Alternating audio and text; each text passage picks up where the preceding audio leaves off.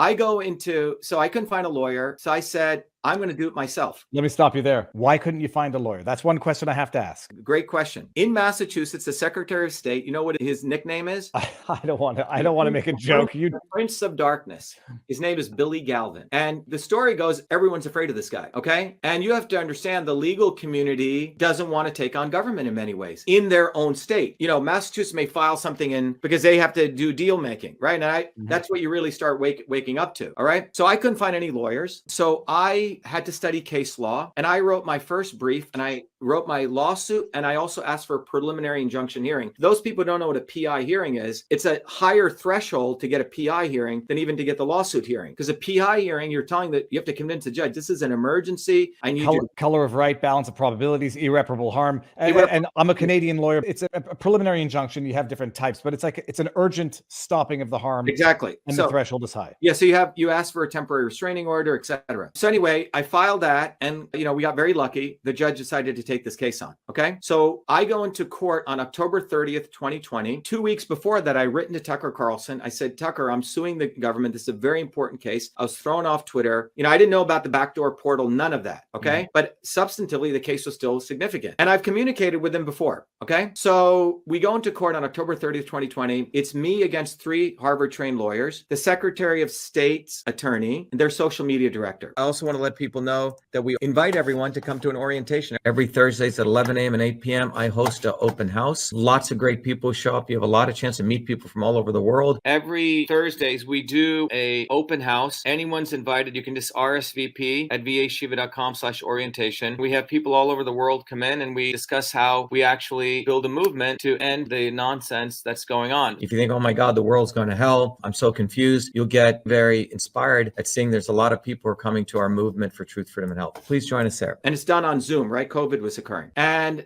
by the way, everyone can verify every statement I'm saying. It's in transcripts. We cross-examine at one point the social media director. And the judge says, I don't know a lot about Twitter. So walk me through the process, what you did when you saw this tweet. She goes, well, we were very alarmed that he was saying this misinformation. She goes, what did you do? Oh, she goes, we reported it to Twitter. And he goes, how did you do that? He goes, oh, we have this thing called a Twitter partner support portal. And he goes, what's that? He goes, oh, it gives us VIP access to Twitter. And he goes, let me get this straight. You have this partner support portal. And he goes, what did you expect would happen? Well, we expected our complaints would get moved to the top of the queue and Twitter would take care of it. Top of the queue. There's no one else in line. It's an exclusive access for the government. Right. So the judge is listening to all this. He goes, I'm sitting under the painting of Louis Brandeis, who's one of the preeminent scholars for constitutional law. And he said, I don't know if you know this, but we live in essentially America. I'm paraphrasing his stuff, right? And I still believe the First Amendment is important. And then he says, what happened when his tweet was taken down? He goes, well, we were relieved. Okay. We were relieved. And they said that multiple times. And the judge turns to me and he goes, are you still off Twitter? I go, yeah. He goes, are you running for office? I go, yeah. So he basically gives us all the terms of the TRO. And he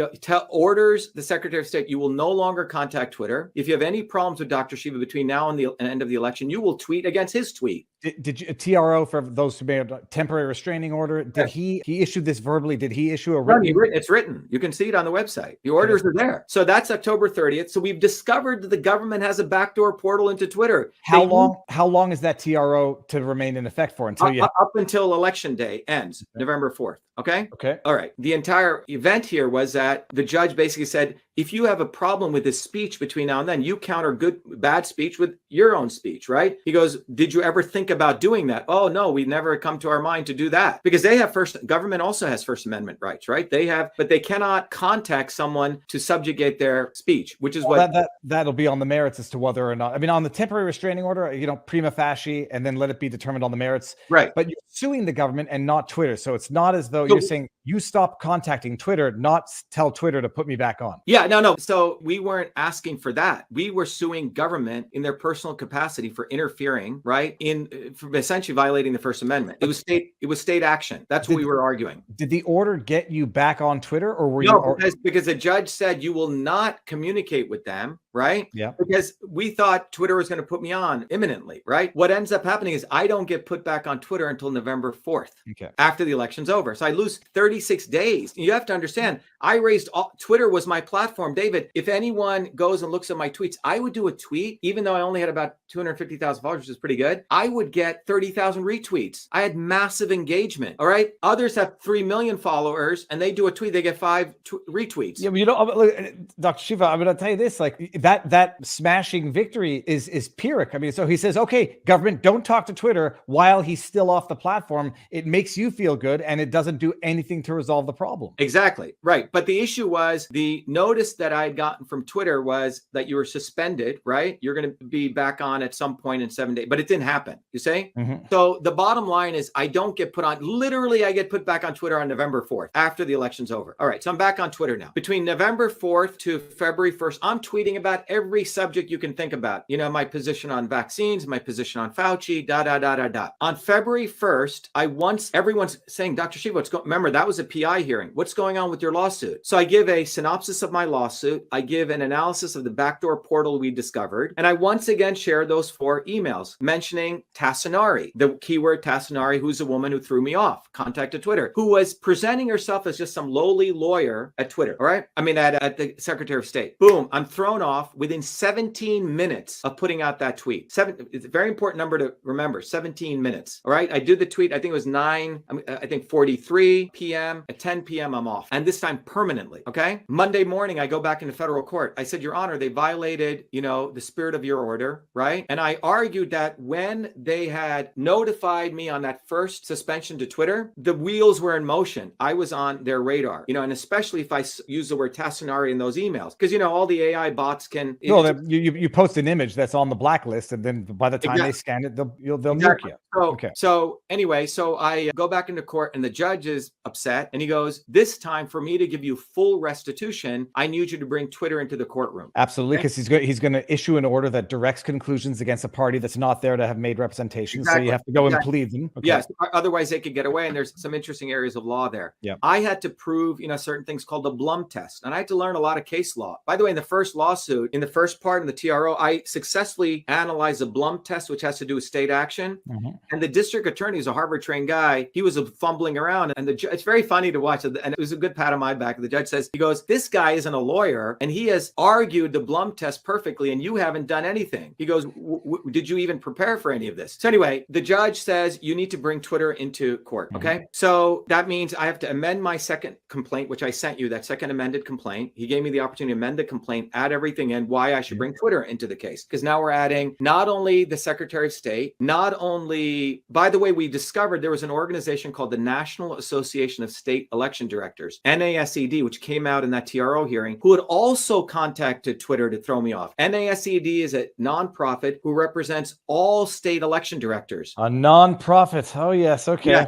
Run by a woman called Amy Cohen, who had received funding for her organization from the Zuckerbergs. Okay. The Center for Election Innovation Research. All right. All of this is public. Okay. You can see it all. So Amy Cohen's organization, with the force of 50 state election directors, had called Twitter. The Secretary of State's office in Massachusetts had called Twitter. So we filed a second amended complaint, and I believe I may have the dates wrong. I think I'm supposed to present that on May 22nd. The night before the hearing, again, I'm doing all my briefs, David, no lawyers helping out. And I am trying to put together my opening statements, and I keep trying to figure out, what is this Twitter Partner Support Portal, PSP? I can't find anything about it. And I'm searching and searching and searching. And finally, on a server in England, I find a document, a letter written by Katie Minshall. I believe she was the general counsel for Twitter in United Kingdom, to the parliamentarians in UK. Basically, they were deploying this portal in UK first. Okay. And so UK parliamentarians could silence a speech. UK citizens, because remember, the Brits don't care about the freaking First Amendment, right? They hate it.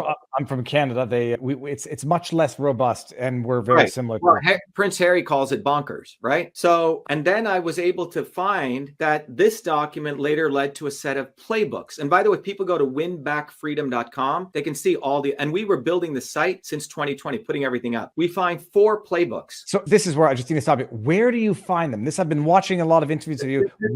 So the first document was on a server, was a letter. That led me to find out Katie Minshall worked at the Belfer School. So I started. But what do you mean when it's on a server? Like you're on Google? I presume. It was like a PDF on some UK UK server. Okay. Okay. It's like you don't see it. It was like on the 10th page. It's not like obvious you find it. Okay.